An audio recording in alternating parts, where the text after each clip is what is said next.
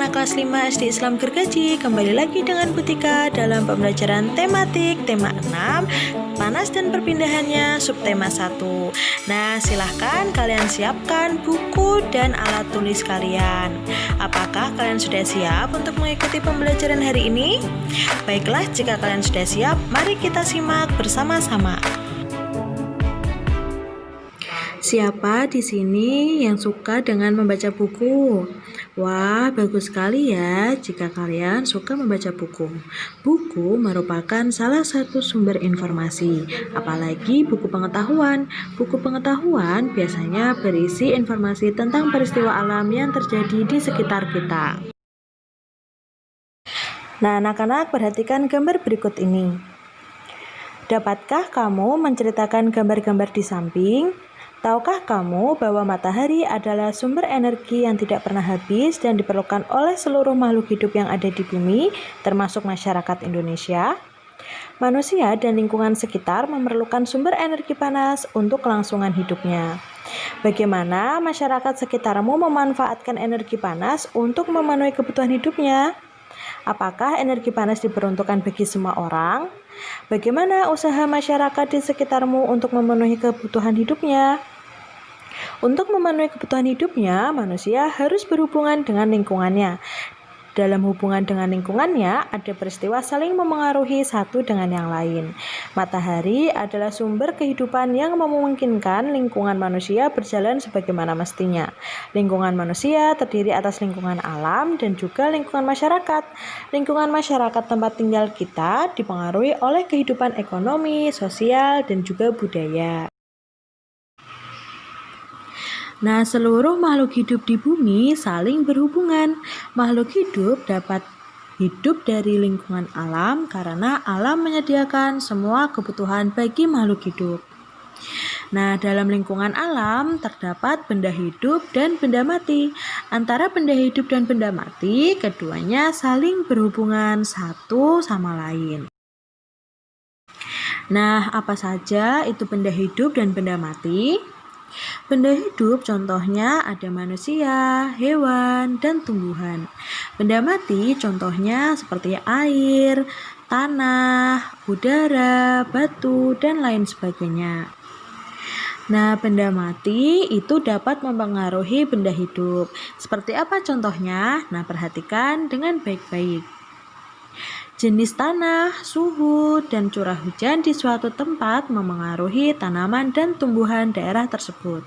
Nah, di sini tanah, suhu, dan curah hujan itu merupakan benda mati. Sedangkan tanaman dan tumbuhan merupakan contoh benda hidup. Nah, tanah, suhu, dan curah hujan yang merupakan benda mati itu dapat memengaruhi benda hidup, yaitu tanaman dan tumbuhan menjadi subur. Nah, selain itu, benda hidup juga dapat memengaruhi benda mati. Seperti apa contohnya? Di daerah yang banyak tumbuhannya menjadi lebih sejuk dan memiliki air tanah berlimpah. Nah, di mana si tumbuhan ini merupakan contoh dari benda hidup. Tanah juga air merupakan contoh dari benda mati.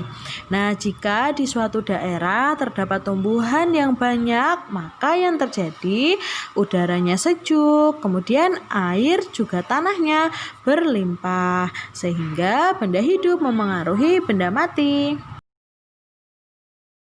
Nah, anak-anak, hubungan manusia dan lingkungan alam dibagi menjadi dua. Ada hubungan positif dan juga hubungan negatif. Nah, hubungan positif antara manusia dan lingkungan alam, contohnya yaitu manusia menanam pohon agar lingkungan kembali hijau. Sedangkan hubungan negatif antara manusia dan lingkungan alam, contohnya manusia menebangi hutan dapat menyebabkan hutan menjadi gundul dan gersang. Nah, maka dari itu kita harus menjaga lingkungan alam supaya tidak rusak. Nah, anak-anak, pada pembelajaran lalu kita telah mempelajari bagaimana cara membuat kalimat tanya untuk menggali isi teks. Nah, sekarang kita akan mencari ide pokok dari sebuah teks. Nah, anak-anak, masih ingatkah kalian apa itu ide pokok? Ya, ide pokok adalah gagasan utama dalam sebuah teks. Nah, bagaimana caranya menentukan ide pokok dari sebuah teks? Nah, langkah-langkahnya yaitu yang pertama, kalian harus membaca teks secara keseluruhan. Setelah itu, kalian cari kalimat utama dari teks tersebut.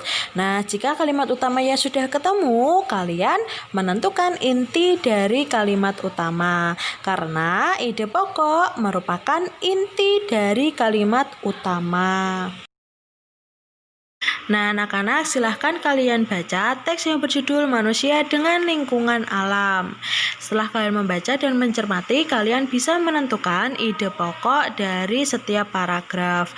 Nah, contohnya seperti paragraf ke-1, ide pokoknya yaitu makhluk hidup saling berhubungan dengan sesama makhluk dan lingkungannya.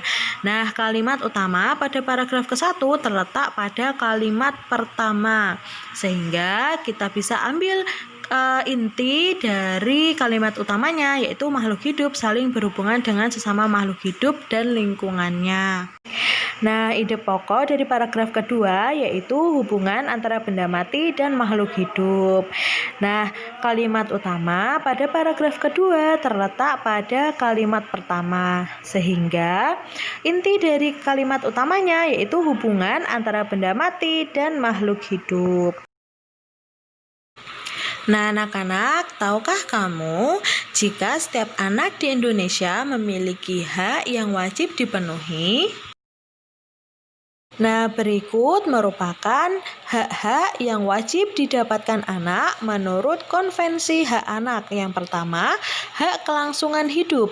Yang kedua, hak perlindungan dari diskriminasi, eksploitasi, kekerasan, dan keterlantaran.